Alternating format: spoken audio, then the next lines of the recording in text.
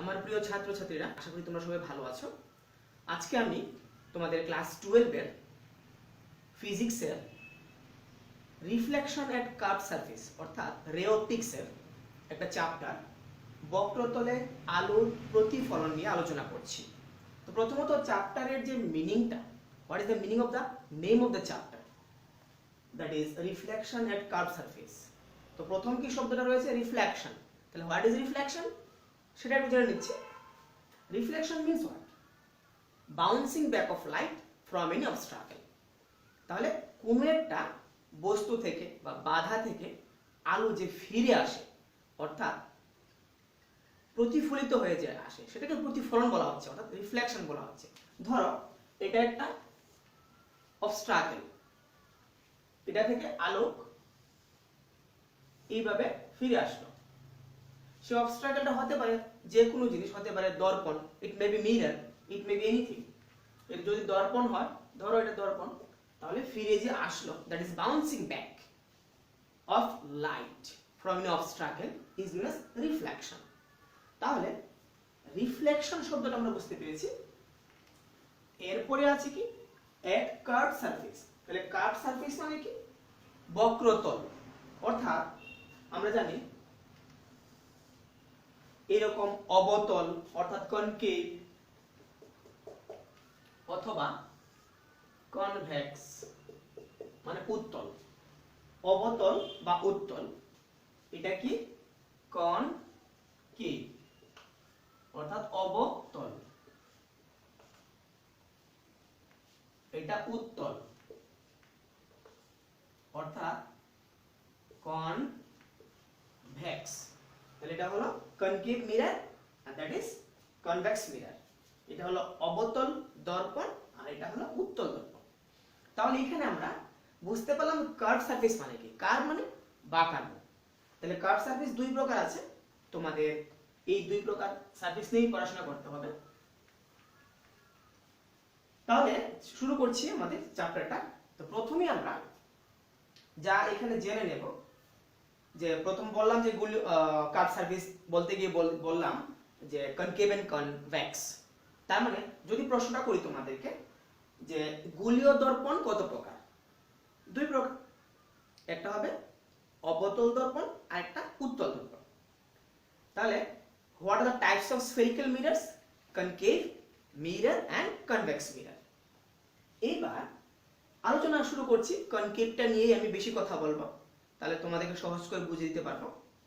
তো এই যে মিরর গুলো, যে কনকেভ মিরর অর্থাৎ অবতল দর্পণ, এই অবতল দর্পণের কয়েকটা সংজ্ঞা আমরা জেনে নেব। তাহলে প্রথমত জেনে নিচ্ছি মেরু। নাম্বার 1, মেরু অর্থাৎ pole, pole of a mirror. মেরু বলতে আমরা কি বুঝি? অর্থাৎ pole of a mirror means what? The middle point, the middle point অর্থাৎ দর্পণের মধ্যবিন্দুটাকে তার মেরু বলা হয়। এটাকে আমি পি দিয়ে ডিনোট করতে পারি। আর this is the pole, so P is the pole অর্থাৎ এটি হলো মেরু। একেবারে সহজ। তাহলে দর্পণের মধ্যবিন্দুকে তার মেরু বলা হয়। এইবার 2 নম্বরে আসছি, বক্রতা কেন্দ্র কি? বক্রতা কেন্দ্র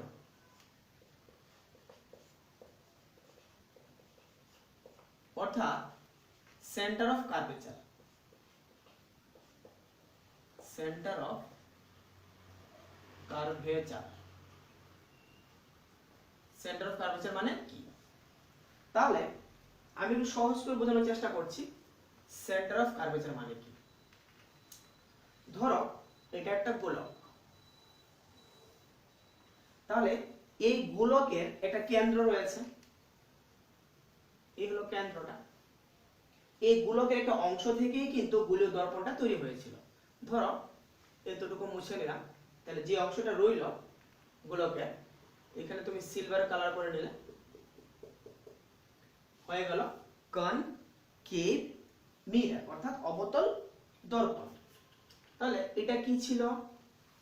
এটা হলো ওই যে গোলকটা ছিল সেই গোলকের কেন্দ্র। তাহলে ওই যে গোলকের কেন্দ্রটা অর্থাৎ যে গোলক থেকে দর্পণটা তৈরি হয়েছে সেই কেন্দ্রটাকে বলা হবে বক্রতা কেন্দ্র। অর্থাৎ এই যে কার্ভেচারটা রয়েছে, বক্রতাটা রয়েছে তার কেন্দ্রটা। ঠিক আছে? তাহলে বক্রতা কেন্দ্র মানে কি? বক্রতা কেন্দ্র হলো কোন একটা গোলীয় দর্পণ যে গোলকের অংশ বিশেষ সেই গোলকের কেন্দ্রকে বলা হবে তার বক্রতা কেন্দ্র। অর্থাৎ center of the sphere by which a mirror is formed is known as center of curvature. তাহলে এটাকে কি দিয়ে ডিনোট করব? C দিয়ে center of curvature আমরা ডিনোট করতে পারি। 3 নাম্বার আমরা জেনে গেলাম এখানে ছিল মেরু, এখানে center of curvature। তাহলে এবার 3 নাম্বারটা আমরা জেনে নেব যে প্রধান অক্ষ কি। প্রধান অক্ষ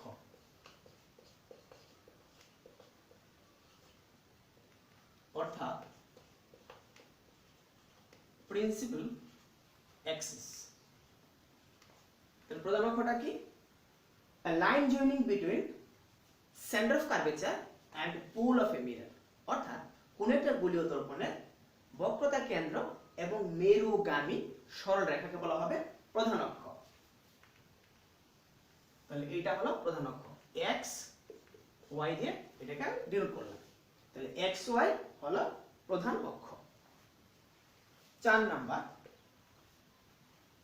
আমরা 4 নাম্বারে জেনে নিচ্ছি। তাহলে প্রধান অক্ষ জানা গেল। এবার তাহলে বক্রতা ব্যাসার্ধটা কি জেনে নিই। বক্রতা ব্যাসার্ধ অর্থাৎ রেডিয়াস অফ কার্ভেচার।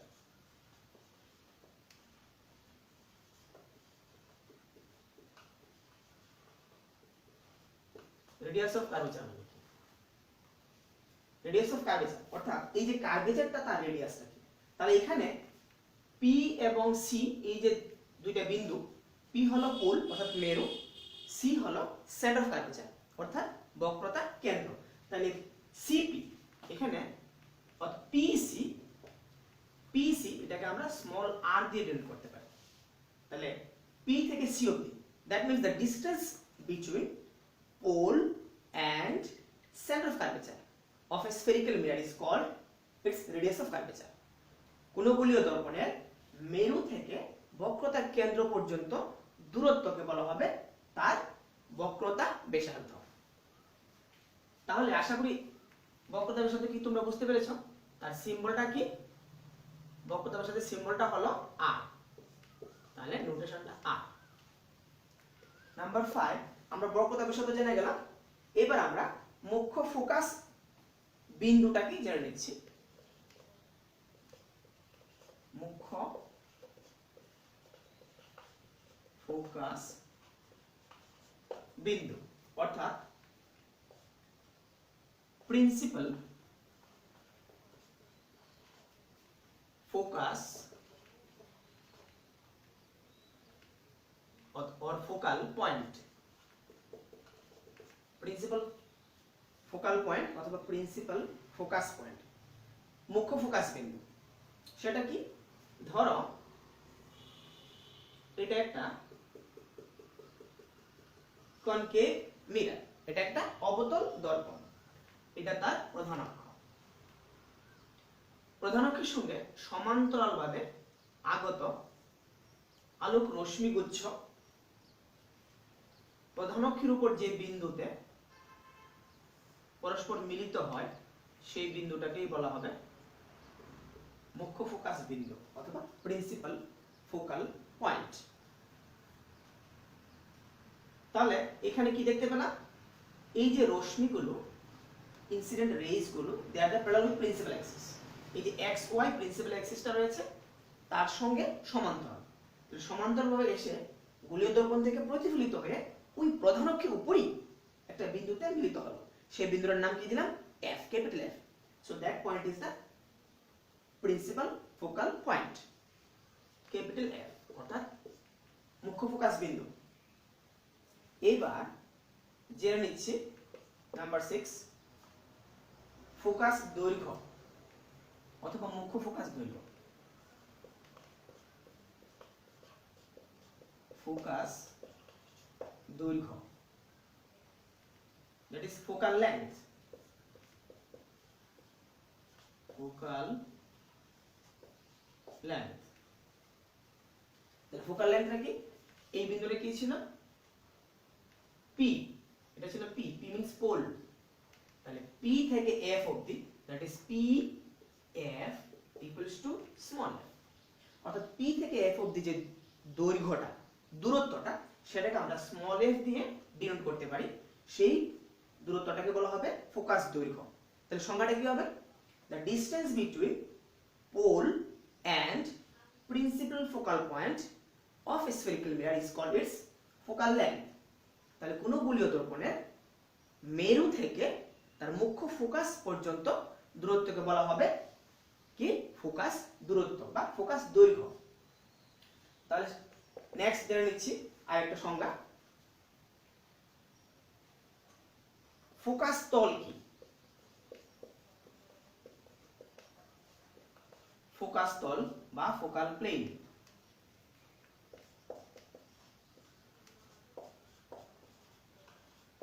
ফোকাস তল বা ফোকাল প্লেন কি সেটা জানা নিচ্ছি আমরা। ধরো এটা একটা কনকেভ মিরর, একটা অবতল দর্পণ। এটা হলো তার প্রধান অক্ষ, প্রধান অক্ষের উপর একটা বিন্দু এফ। ধরো এই এফ হলো তার মুখ্য ফোকাস বিন্দু। তাহলে এক্স ওয়াইটা কি? এক্স ওয়াইটা হলো তার প্রিন্সিপাল অ্যাক্সিস, প্রধান অক্ষ। এই প্রধান অক্ষের উপর একটা তল কল্পনা করো, যেই তলটা হবে মুখ্য ফোকাস বিন্দু গামী তল, এবং এই তলটা প্রধান অক্ষের সঙ্গে 90 ডিগ্রি কোণ করবে। তাহলে এই যে তলটা আমি কল্পনা করলাম, প্লেনটা ইমাজিন করলাম, এই তলটাকে বলা হবে ফোকাল প্লেন অর্থাৎ ফোকাস তল। তাহলে সংজ্ঞাটা কি হবে? A plane passing through principal focus which is perpendicular with principal axis is called focal plane.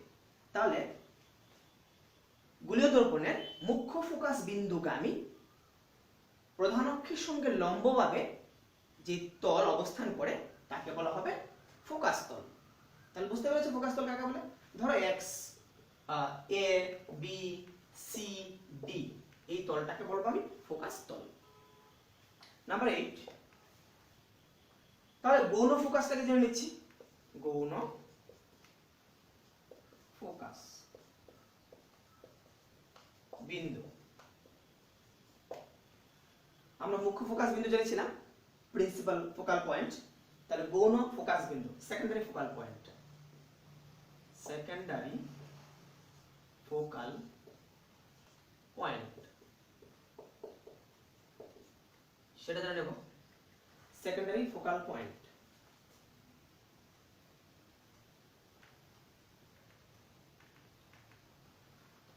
ধরো এটা একটা অবতল দর্পণ, এটা তার প্রধান অক্ষ এক্স ওয়াই। তাহলে আমাদের গৌণ ফোকাস বিন্দু জানতে গেলে কতগুলো রশ্মি সমান্তরাল, পরস্পর সমান্তরাল কিন্তু প্রধান অক্ষের সঙ্গে সমান্তরাল নয়, এইরকম আপতিত একগুচ্ছ রশ্মি যখন কোনো একটা গোলীয় দর্পণে এসে আপতিত হবে, ওরা প্রতিফলনের পর একটা বিন্দুতে মিলিত হবে। ওই বিন্দুটা অবশ্যই হবে ফোকাল প্লেনে অর্থাৎ ফোকাস তলে, যেটা বলেছিলাম একটু আগে ফোকাস তল কাকে বলে, সেই ফোকাস তলে অবস্থান করবে। তাহলে এই ফোকাস তলে যে বিন্দুটা, ধরো এটাকে আমি নাম দিলাম F2, আর এই জায়গাতে বিন্দুটা কি হবে? F, অর্থাৎ মুখ্য ফোকাস বিন্দু। তাহলে এই যে F, Fটা কি? প্রিন্সিপাল ফোকাল পয়েন্ট অর্থাৎ মুখ্য ফোকাস বিন্দু, আর F2 হলো গৌণ ফোকাস বিন্দু। তাহলে গৌণ ফোকাস বিন্দু কাকে বলে? এই হলো গৌণ ফোকাস বিন্দু। সংজ্ঞাটা কি হবে? Incident rays, that is parallel incident rays which are not parallel principal axis after reflection from a spherical mirror meet at a point on focal plane. That point is said to be secondary focus point.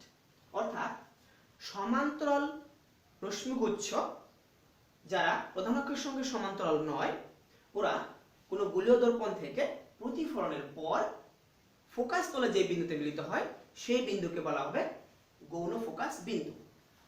ঠিক আছে, তাহলে গৌণ focus বিন্দু অবধি আমরা জেনে গেলাম। তাহলে আরেকটা জেনে নিচ্ছি যে উন্মেষ কি।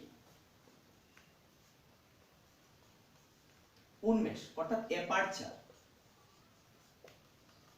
অ্যাপারচার কি? অ্যাপারচার মানে কি? একেবারেই সহজ জিনিস। ধরো এটা একটা অবতল দর্পণ, আমি অবতল দিয়েই সবগুলো আলোচনা করছি যেন বুঝতে সুবিধা হয়। এটা তার প্রান্ত বিন্দু, এটা একটা প্রান্ত বিন্দু এই দর্পণের। তাহলে এই দুটো প্রান্ত বিন্দুকে তুমি সংযোগ করো একটা রেখা দ্বারা, নাম দিয়ে দাও এ বি। তাহলে এই যে এ বি দৈর্ঘ্যটা সেটাকে বলা হবে অ্যাপারচার। তাহলে length or distance between the two extreme points of a spherical mirror is called its aperture. তাহলে কোন একটা গোলীয় দর্পণের প্রান্ত বিন্দু দুটি সংযোগ রেখাকে বলা হবে তার উন্মেষ। ঠিক আছে, তাহলে আমরা এতটুকু বুঝতে পারলাম যে গোলীয় দর্পণ সম্বন্ধে যে বিভিন্ন সংজ্ঞাগুলো। এবার গোলীয় দর্পণে যখন আলোক এসে আপতিত হয় তখন এরা বিভিন্ন অবস্থানে যখন বস্তু থাকে বিভিন্ন অবস্থানে প্রতিবিম্ব তৈরি হয়। তাহলে আমরা অবতল দর্পণের ক্ষেত্রে জেনে নিচ্ছি যে কোথায় বস্তু থাকলে প্রতিবিম্ব কোথায় হবে, প্রতিবিম্বের প্রকৃতি কি হবে, আকৃতি কি হবে, আকার কি হবে, এগুলো আমরা জেনে নিচ্ছি। তাহলে নাম্বার 1, বস্তু যখন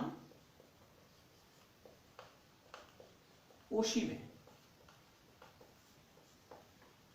অর্থাৎ when object is at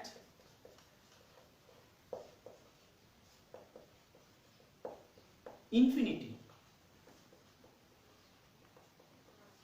তাহলে বস্তু যখন অসীমে থাকবে তখন অবতল দর্পণের ক্ষেত্রে কিভাবে প্রতিবিম্বটা তৈরি হবে দেখো। এই হলো একটা অবতল দর্পণ, এটা তার প্রধান অক্ষ। তাহলে বস্তু যদি অসীমে থাকে তাহলে আলোক রশ্মিগুলো কিভাবে আসবে, সমান্তরাল হয়ে আসবে। ধরো এইরকম ভাবে আসলো, তাহলে সমান্তরাল আলোক রশ্মিগুচ্ছ কোথায় মিলিত হবে, অবশ্যই ফোকাসে মুখ্য ফোকাস বিন্দুতে। তাহলে এইখানে মিলিত হলো, তার মানে এই ফোকাস বিন্দুতেই প্রতিবিম্বটা তৈরি হলো। এখন প্রশ্ন হলো, যদি এই আপতিত রশ্মিগুলো প্রধান অক্ষের সঙ্গে সমান্তরাল না হয় তাহলে কি হবে? তাহলে কি হবে ছবিটা দেখে নিচ্ছি আমরা। ধরো এটা একটা অবতল দর্পণ, এই হলো প্রধান অক্ষ, নাম দিয়ে দিলাম এক্স ওয়াই, এখানেও এক্স ওয়াই দিয়ে দিচ্ছি প্রধান অক্ষ। রশ্মিগুলো এইভাবে এসে আপতিত হলো, তাহলে এরা পরস্পর সমান্তরাল। যেহেতু অসীম থেকে আলোক রশ্মি আসছে, অসীম থেকে আলোক রশ্মি আসলে অবশ্যই সমান্তরাল হয়ে আসবে, কিন্তু ওরা প্রধান অক্ষের সঙ্গে সমান্তরাল নয়। তাহলে এই ক্ষেত্রে কি হবে, ওরা মিলিত হবে কোথায়, ওরা মিলিত হবে ফোকাস তলে একটা বিন্দুতে। ওই বিন্দুটার নাম কি একটু আগে বলেছিলাম, সেকেন্ডারি ফোকাস। তাহলে এই হবে ইমেজ অর্থাৎ প্রতিবিম্ব। ধরো আমি তো এখানে বস্তু দেখাতে পারছি না, বস্তুর নাম যদি এ বি হয় তাহলে প্রতিবিম্বের নাম এ ড্যাশ বি ড্যাশ, আমি এ ড্যাশ এবং বি ড্যাশ দিয়ে দিলাম। এই ক্ষেত্রে তোমাকে কয়েকটা আনসার মনে রাখতে হবে। কি কি? Number A, position of image,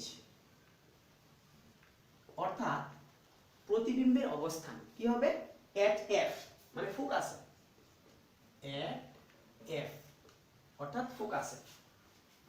B, nature of image, নেচারটা কি হবে, প্রকৃতি, নেচার অফ ইমেজ অর্থাৎ প্রতিবিম্বের প্রকৃতি। প্রকৃতি কি হবে, রিয়েল নাকি ভার্চুয়াল। যেহেতু রশ্মিগুলো সত্যি সত্যি মিলিত হয়েছে তাহলে রিয়েল ইমেজ, রিয়েল। এখানে দেখো ইমেজটা উল্টা হয়ে গেছে, মাথাটা নিচের দিকে, তো ইনভার্টেড বলতে পারি আমরা, real and inverted, real and inverted. কিন্তু এই ক্ষেত্রে পয়েন্ট ইমেজ, এই ক্ষেত্রে কিন্তু point image. C size, size of image,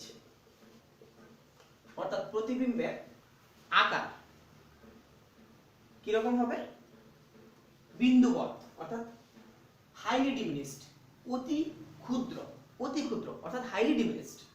কি লিখবো, হাইলি ডিমিনিশড, হাইলি ডিমিনিশড। তাহলে সাইজ অফ দ্য ইমেজ আমরা বুঝতে পারলাম হাইলি ডিমিনিশড। এই ক্ষেত্রে আমরা বস্তু যখন অসীমে অবতল দর্পণের ক্ষেত্রে আমরা পজিশন অফ ইমেজ, অর্থাৎ ইমেজের প্রতিবিম্বের অবস্থান, প্রতিবিম্বের প্রকৃতি এবং আকৃতি জেনে নিলাম। এবার দ্বিতীয়টা জেনে নিচ্ছি, বস্তু যখন অসীম এবং 2f এর মাঝখানে থাকবে তখন কি হবে।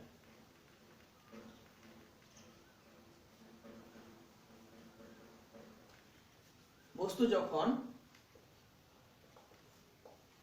অসীম এবং 2f এর মাঝে, অর্থাৎ when object is in between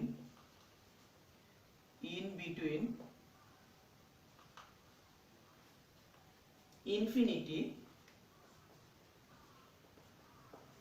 and 2f, 2f মানে সেন্টার অফ কার্ভেচার, ঠিক আছে। তাহলে সেন্টার অফ কার্ভেচার এবং অসীমের মাঝখানে যদি বস্তুটা থাকে তাহলে ইমেজ কোথায় তৈরি হবে দেখে নিচ্ছি। ধরো এটা হলো concave mirror, this is the principal Axis, প্রধান অক্ষ xy। তাহলে বস্তু অসীম এবং 2f এর মাঝে আমি f 2f দিয়ে দিচ্ছি। ধরো এটা f, এটা হলো 2f, তাহলে এইখানে বস্তুটা আছে। তুমি এটাকে বলতে পারো বিয়ন্ড 2f, বস্তু যখন 2f এর বাইরে আছে বা বিয়ন্ড 2f আছে, তাহলে এইখানে আছে বস্তুটা, এখান থেকে আলোক রশ্মি এইভাবে আসলো parallel to principal axis, after reflection it will pass through principal focus, তাহলে f দিয়ে বেরিয়ে গেল। এইবার আরেকটা আলোক রশ্মি যাবে 2f দিয়ে, 2f দিয়ে যে আলোক রশ্মিটা যাবে সেটা আবার 2f দিয়ে রিফ্লেক্ট হয়ে চলে আসবে, প্রতিফলিত হয়ে চলে আসবে। তাহলে এই বিন্দুতে ওরা মিলিত হলো, তাহলে এইখানে হবে প্রতিবিম্ব। So this will be the image. তাহলে নাম দিয়ে দিচ্ছি ধরো এ বি, এটা এ ড্যাশ বি ড্যাশ। তাহলে আনসার গুলো লিখে নিচ্ছি। Number A, position of image কি হবে, ইমেজের পজিশনটা কি হবে, in between f and twice f, in between f and 2f, অর্থাৎ f এবং 2f এর মাঝে, মুখ্য ফোকাস বিন্দু এবং সেন্টার অফ কার্ভেচারের মাঝখানে। B number, nature of image, nature কি হবে, রিয়েল, সত্যি সত্যি মিলিত হয়েছে প্রতিফলিত রশ্মিগুলো, তাহলে real and inverted, real and inverted, অর্থাৎ সদ এবং অবশিষ্ট। বাংলা যদি লিখি কি হবে, সদ এবং অবশিষ্ট। সি নাম্বারটা কি লিখবো, সাইজ অফ ইমেজ,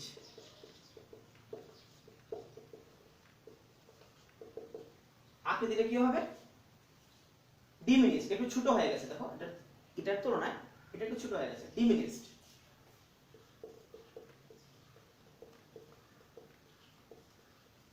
ডিমিনিশড অর্থাৎ খর্বাকৃতি,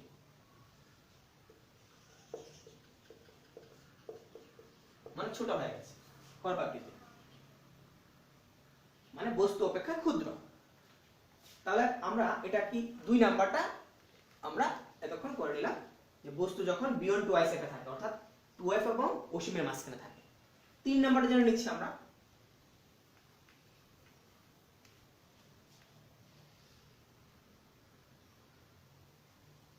তিন নাম্বারটা কি হবে? বস্তু যখন 2f এ, বস্তু যখন 2f এ, তার মানে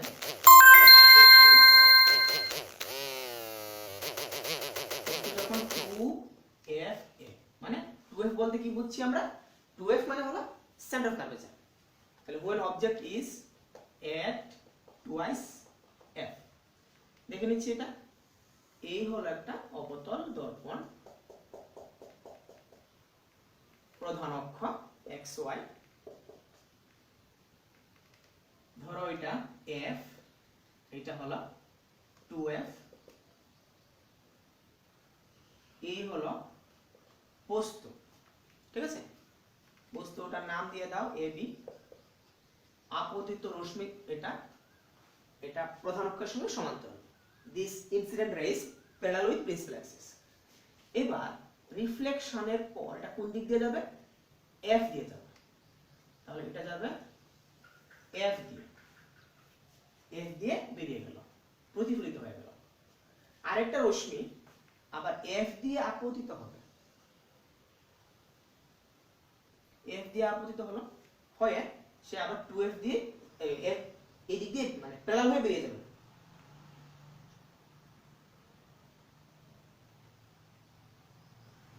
তাহলে সে এইরকম ভাবে বেরিয়ে গেল। যে রশ্মিটা f দিয়ে আপতিত হয়েছিল সে আবার প্রধান অক্ষের সঙ্গে সমান্তরাল হয়ে বেরিয়ে গেল। এবার দেখো ঠিক 2f এর নিচেই প্রতিবিম্বটা তৈরি হলো, 2f এর নিচেই প্রতিবিম্বটা তৈরি হলো। তাহলে এটার নাম দিয়ে দিচ্ছি আমি a ড্যাশ b ড্যাশ। তার মানে প্রতিবিম্ব যেখানে ছিল, বস্তু যেখানে ছিল, প্রতিবিম্ব সেখানে তৈরি হলো, ঠিক বস্তুর নিচে। তো পজিশন ইমেজটা কি লিখব? at 2f। Nature of image real, real and inverted। inverted কারণ উল্টা হয়ে গেছে। Size of image same as object, same as object, অর্থাৎ বস্তুর সমান। যেহেতু বস্তুর অবস্থানে প্রতিবিম্ব তৈরি হয়েছে তাই সমান সাইজেরই প্রতিবিম্ব তৈরি হবে। তাহলে আমরা এটা 2f এ জেনে নিলাম। এবার আসছি 2f এবং f এর মাঝখানে।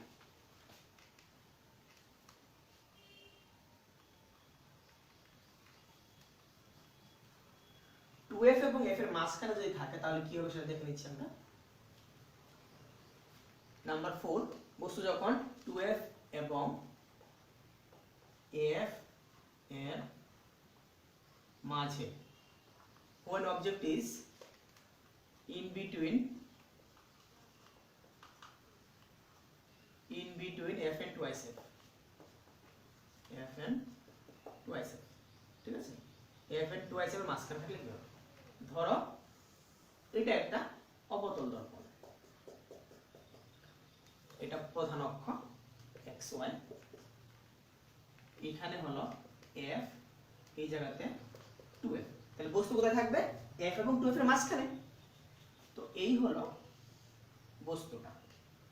এইভাবে একটা রশ্মি আপতিত হলো, আপতিত হয়ে সে এইভাবে চলে গেল, f দিয়ে চলে গেল। এবার আরেকটা রশ্মি আপতিত হবে f দিয়ে, f দিয়ে আপতিত হয়ে সে প্যারালাল প্রিন্সিপাল অ্যাক্সিস অর্থাৎ প্রধান অক্ষের সঙ্গে সমান্তরাল হয়ে বেরিয়ে যাবে। তাহলে এই ক্ষেত্রে আমরা দেখতে পাচ্ছি প্রতিবিম্বটা তৈরি হলো 2f এর পেছনে, 2f এর পেছনে একটু বড় হয়ে গেল প্রতিবিম্বটা। বস্তুর নাম দিয়ে দিই a b, প্রতিবিম্ব হবে a ড্যাশ b ড্যাশ। তাহলে পজিশন অফ ইমেজটা কি হবে? Behind 2f or beyond 2f, beyond 2f অর্থাৎ 2f এর পেছনে। নেচার কি হবে? Real and inverted। সাইজ কি হবে? ম্যাগনিফাইড। ম্যাগনিফাইড অর্থাৎ বিবর্ধিত, বিবর্ধিত। তাহলে আমরা তিনটা আনসার পেয়ে গেলাম। এটা কি ছিল? বস্তু যখন 2f এবং f এর মাঝখানে, ঠিক আছে। তারপরে 5 নাম্বারটা আমরা জেনে নেব, বস্তু যখন f, তাহলে f এ হলে কি হবে দেখে নিচ্ছি। বস্তু যখন f এ অর্থাৎ ফোকাসে, when object is at f, দেখে নিচ্ছি f এ হলে কি হয়। ধরো এই হলো একটা অবতল দর্পণ, এই হলো প্রধান অক্ষ xy, এইটা হলো f অর্থাৎ ফোকাস। তাহলে ফোকাসে একটা আমি বস্তু দিয়ে দিলাম, এই হলো বস্তুটা। আলোক রশ্মি এইভাবে এসে আপতিত হলো। তাহলে সে কিভাবে যাবে? যেহেতু আপতিত আলোক রশ্মিটা প্রধান অক্ষের সঙ্গে সমান্তরাল, তাহলে সে ফোকাস দিয়ে বেরিয়ে যাবে, ফোকাস দিয়ে বেরিয়ে গেল। আরেকটা আলোক রশ্মি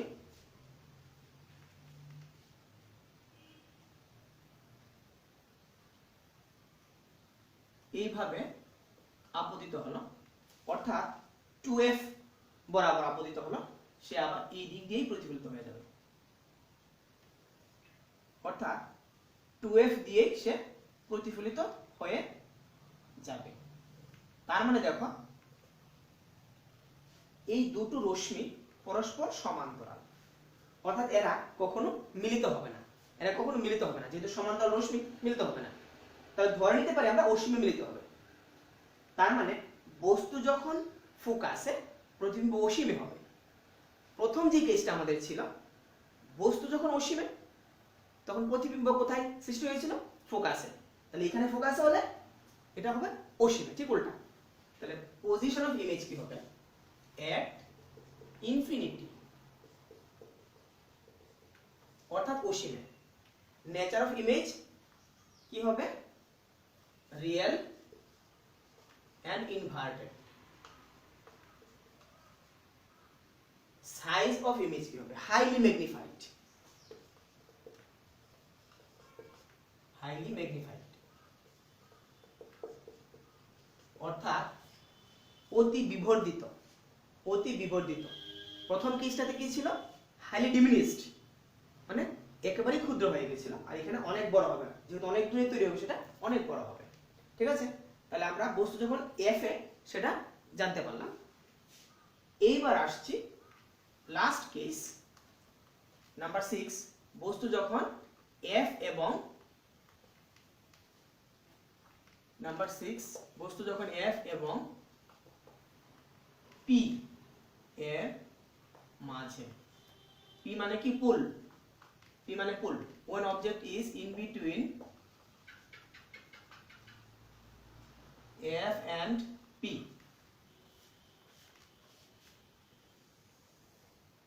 এইটা হলো একটা দর্পণ, অবতল দর্পণ। এখানে হলো ফোকাস, এটা হলো p, p মানে পোল, মেরু, মেরু। তাহলে এখানে হলো বস্তুটা। তাহলে বস্তুটা কোথায় আছে? বস্তুটা আছে মেরু এবং ফোকাসের মাঝখানে, a b। এই হলো একটা আপতিত রশ্মি। এই রশ্মিটা প্রধান অক্ষের সঙ্গে সমান্তরাল।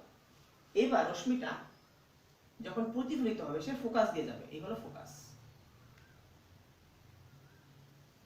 ফোকাস দিয়ে বেরিয়ে গেল, ফোকাস বিন্দু দিয়ে সে বেরিয়ে গেল, অর্থাৎ প্রতিফলিত হলো। আরেকটা রশ্মি 2f দিয়ে আপতিত হবে, হয়ে 2f দিয়ে প্রতিফলিত হয়ে যাবে। তাহলে এই দুটো রশ্মি ডাইভার্জিং ইন নেচার, ওরা ডাইভার্জিং অর্থাৎ অপসারী, অপসৃত হয়ে যাচ্ছে।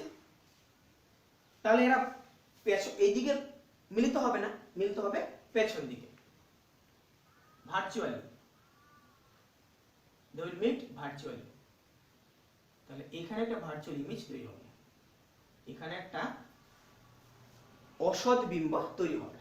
তাহলে নাম দিয়ে দিচ্ছি a ড্যাশ b ড্যাশ। তাহলে এই যে 6 নাম্বার কেসটা, সেটা কিন্তু একেবারে ভিন্ন, it is totally different from other 5 cases because the image is virtual, আর ওই ইমেজগুলো ছিল রিয়েল। তাহলে দেখে নিচ্ছি আনসার কি কি হবে। এখানে পজিশন অফ ইমেজ কি হবে behind the mirror, behind the mirror মানে দর্পণের পেছনে। নেচার কি হবে virtual and erect, virtual and erect অর্থাৎ অসৎ এবং খাড়া, অসৎ এবং খাড়া। সাইজ কি হবে ম্যাগনিফাইড, ম্যাগনিফাইড অর্থাৎ কি বিবর্ধিত। ঠিক আছে, তাহলে আমরা 6 নম্বর কেস অবধি বুঝতে পারলাম যে অবতল দর্পণের ক্ষেত্রে বস্তু কোথায় থাকলে প্রতিবিম্ব কোথায় হবে, তার প্রকৃতি কি হবে, তার আকৃতি কি হবে,